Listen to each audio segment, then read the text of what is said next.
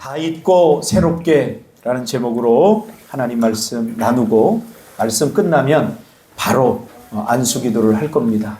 우리 아이들 먼저 나와서 안수기도하고 그 안수기도 할 때 여러분들 같이 기도하시기 바랍니다.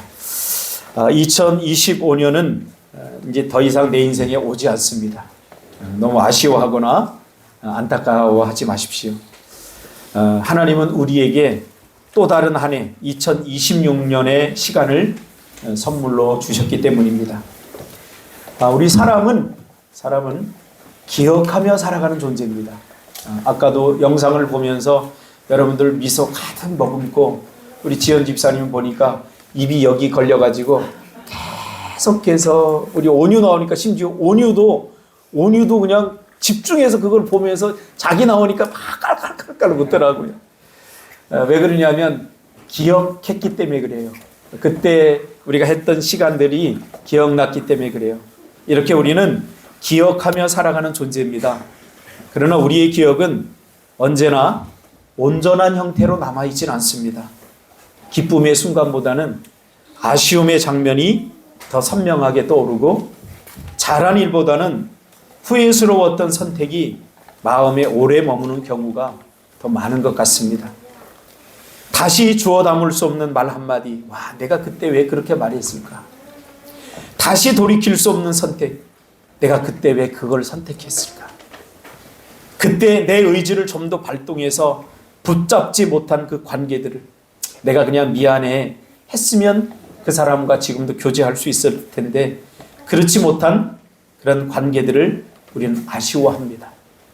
우리는 그렇게 과거를 끌어안은 채 현재를 살아가고 있죠. 그래서 기억이라고 하는 것은 삶을 풍요롭게도 하지만 때로는 우리 인생의 발목을 붙잡는 족쇄가 되기도 합니다. 신앙의 여정 또한 이와 다르지 않습니다. 우리가 믿음의 사람이라고 불리지만 우리는 여전히 후회와 또 미안의 삶을 품고 하루를 이렇게 마무리합니다. 오늘 우리가 읽은 이 이사야 43장 14절에서 20절의 말씀은 바로 그러한 우리의 내면을 향해 건네시는 하나님의 말씀입니다. 이 말씀은 지금 바벨론 포로기라는 절망의 시간 속에서 이스라엘 백성들에게 주어진 거죠. 이스라엘 백성들에게 과거는 더 이상 자랑할 수 없어요. 왜냐하면 포로로 잡혀왔기 때문에. 포로로 잡혀해서 왜 포로로 잡혀왔겠습니까? 부끄러운 과거가 만들어낸 그 결과예요. 열매예요. 그래서 지금 이스라엘 백성들이 이 말씀을 받을 때는 이 백성들에게, 이스라엘 백성들에게 과거는 더 이상 자랑이 아니었어요. 또 현재는 어떤 상태죠? 바벨론 포로로 잡혀 있어요. 현재는 견딜 수 없을 만큼 그렇게 혹독했고 미래는 상상조차 하기도 하고 싶지도 않은 그런 어려운 처지에 있을 때 하나님께서 이 말씀을 주셨죠. 그러나 하나님께서는 그 낙심에 있는 이스라엘 백성들에게 자신을 뭐라고 소개하냐면 구원자, 구속자로 소개하고 있습니다. 너희들 너무 낙심하지 마. 내가 너희들 구원해 줄게. 할렐루야. 새해 첫날 하나님께서 우리에게 던져주시는 메시지는 내가 너희를 구원해 줄게입니다. 할렐루야. 믿으시기 바랍니다. 어떻게? 기억을 다시 소환합니다. 바다의 길을 내셨던 하나님. 내가 이스라엘 백성들을 너희들 바다의 길을 내서 너희들 구원해 줬잖아. 광야에서 먹을 것이 없을 때 만나와 메추라기로 그 도저히 살 수 없는 광야에서 하나님께서 불기둥과 구름기둥으로 너희들을 살리신 거 기억하지? 여전히 역사하시는 분이신, 여전히 함께 하시는 그 하나님, 내가 과거에 너희들을 그렇게 구원해 주셨던 것처럼 지금 현재도 그렇게 구원해 주실 거고 앞으로 구원해 주실 거야. 그러니 낙심하지 마. 이렇게 하나님께서 지금 이스라엘 백성들을 위로하고 계신 겁니다. 이렇게 해봐도 안 될 때 하나님은 우리에게 인식의 전환, 관점의 변화를 요구하고 있음을 빨리 깨달아야 됩니다. 여러분 해볼 만큼 다 해봤어요. 이렇게도 안 되고 저렇게도 된다고 아무리 해도 안 돼요. 그때는 또 뭔가를 하려고 하지 마시고 어떻게 해요?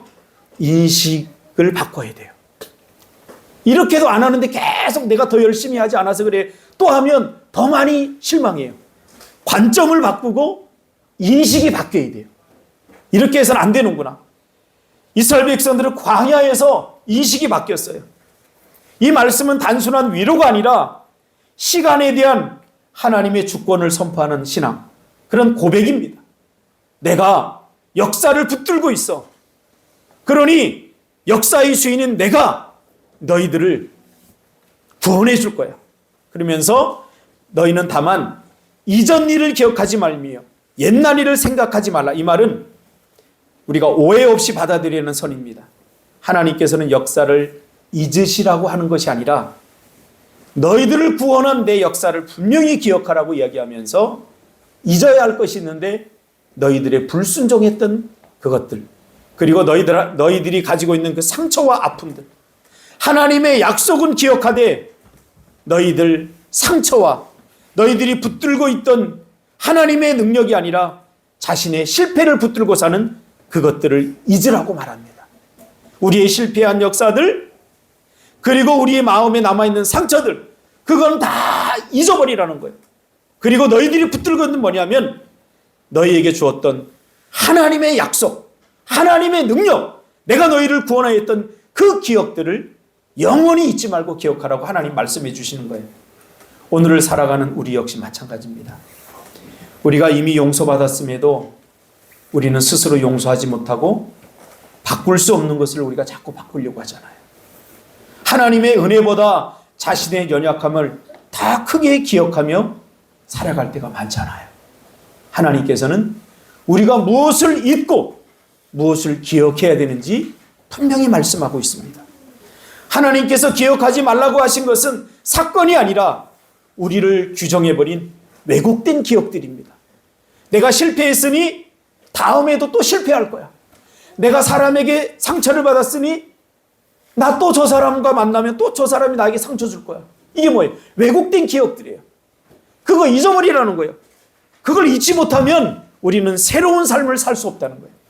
그 말씀에 이어서 하나님께서 뭐라고 이야기합니까? 보라, 내가 새 일을 행하리니 라고 선언합니다. 여기서 새 일은 우리의 어떤 새로운 결단이나 계획이 아니라 하나님께서 주도적으로 나서서 여러분을 구원해 주실 거라는 거예요.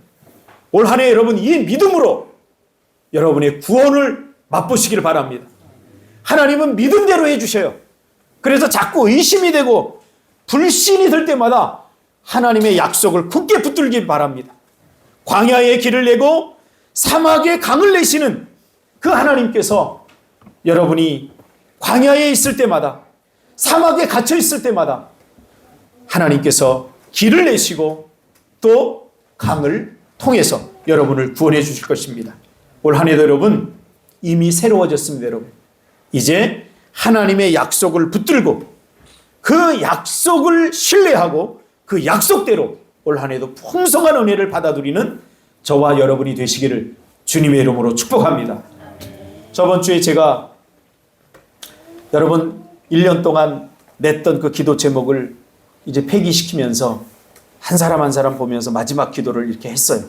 다 하고 이제 찢어서 휴지통에 버리고 이제 새로운 것을 받으려고 이렇게 이제 보다 보니까 어떤 사람은 정말 기도 제목이 10가지 냈는데 기억하지 못할 수도 있지만 9가지가 응답된 사람이더라고요.